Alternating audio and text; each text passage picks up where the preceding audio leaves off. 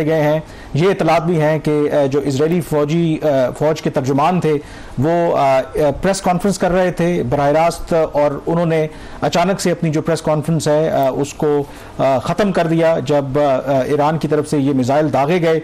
अब जो सबसे अहम सवाल है कि क्या किस हद तक जो ईरान है उनके जो मिसाइल्स हैं वो कामयाब हो पाते हैं जो टारगेट्स हैं उनको हिट करने में, क्योंकि हमें ये बात याद रखनी चाहिए कि इजराइल के पास एक बहुत सोफिस्टिकेटेड एयर डिफेंस सिस्टम है, 3 लेयर्ड डिफेंस सिस्टम है, आयरन डोम है, डेविड स्लिंग है, एरो है, ये दिफाई उनके पास निज़ाम है। और माजी में हमने देखा कि पिछले साल अक्टूबर में ही जब 300 के करीब ड्रोन्स और मिसाइल्स और रॉकेट्स फायर किए गए ईरान की तरफ से, तो बहुत कम ऐसे प्रोजेक्टाइल्स थे जो कामयाब हुए उस एयर डिफेंस सिस्टम को ब्रेक करने में। तो क्या इस दफ़ा मुख्तलिफ होगा? हमारे साथ मौजूद हैं अभी भी डॉक्टर आदिल नजम और जौहर सलीम साहब। तो डॉक्टर आदिल नजम साहब, ये एक्सपेक्टेड रिस्पॉन्स था ईरान की तरफ से, बट डू यू थिंक कि क्या एंटिसिपेट कर रहे हैं, क्या उतना ही ये इफेक्टिव हो सकता है जितना इजराइल का या इजराइल के स्ट्राइक्स थे ईरान के ऊपर, या डू यू थिंक कि ये माजी की तरह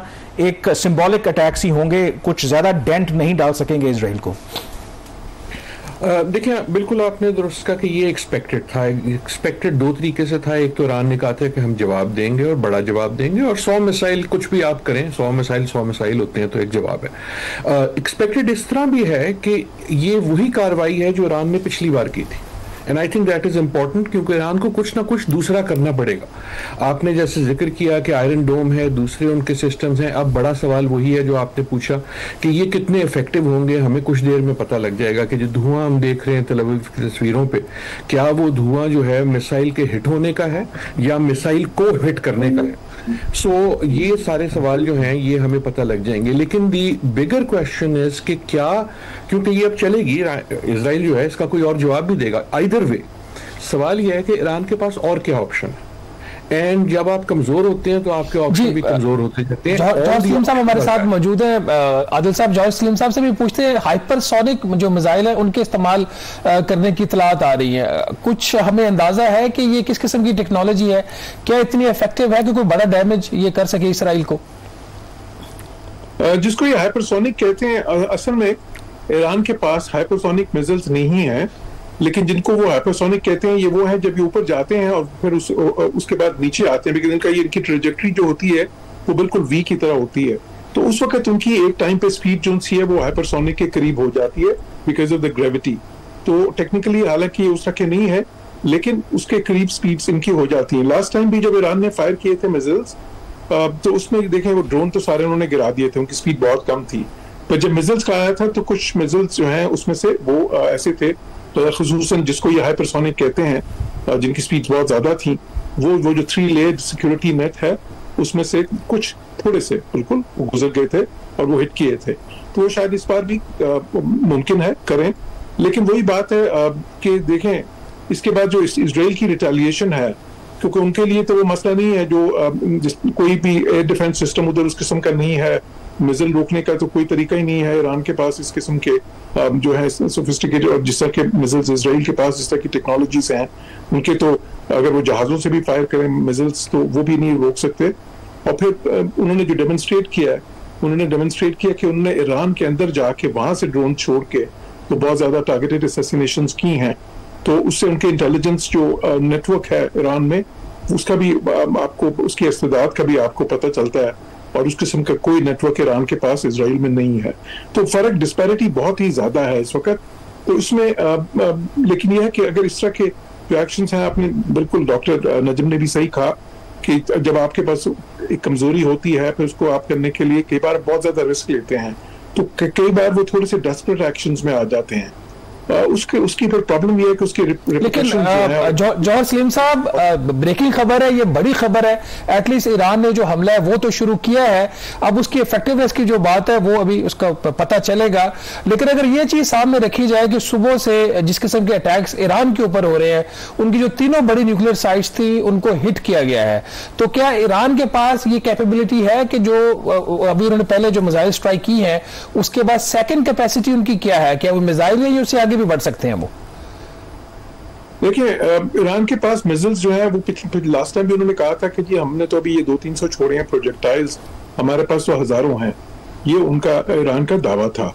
अब नंबर्स जो हैं वो जाहिर है वो तो फिर ईरान में ही उनको पता होगा कि एग्जैक्ट नंबर्स क्या हैं, बट वो जो कैपेसिटी उनकी है वो इसी किस्म की है।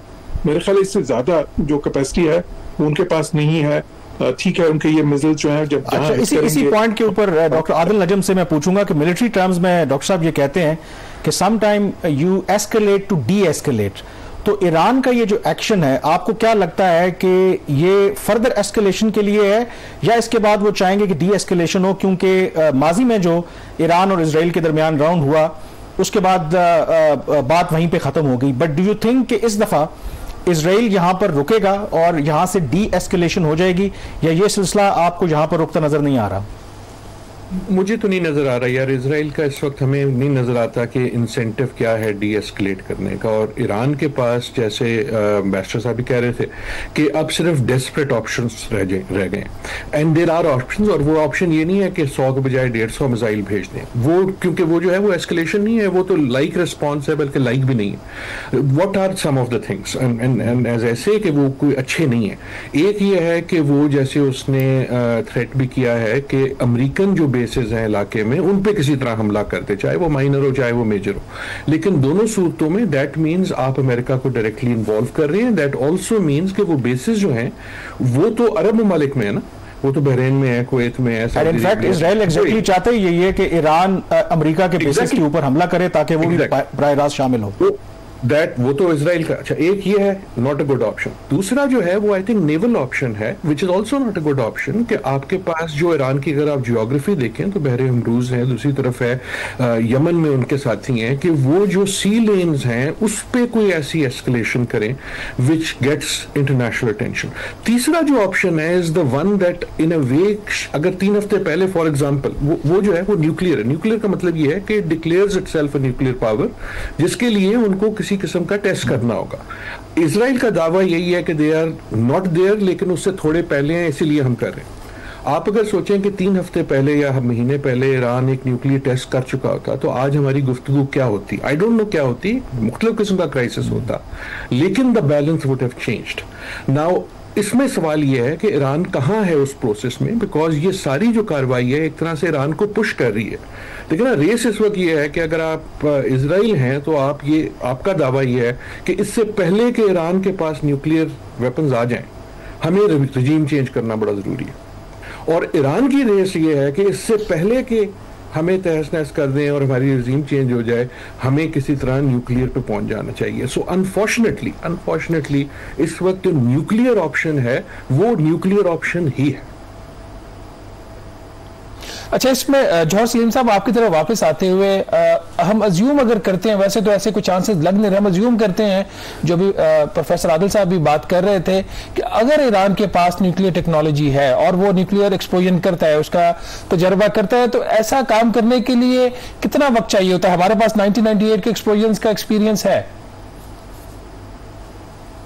जी बिल्कुल, जिस तरह नॉर्थ कोरिया एक बड़ी मिसाल है दुनिया में और उसको दिया भी जाता है, क्योंकि जब उन्होंने टेक्नोलॉजी उनके पास से आ गई तो फिर उसके बाद जाहिर है कि सारा वो चेंज हो गया। उसके बाद किसी ने उस पर स्ट्राइक्स की बात नहीं की और फिर उस वक्त से नॉर्थ कोरिया को बिल्कुल डिफरेंटली ट्रीट किया जा रहा है।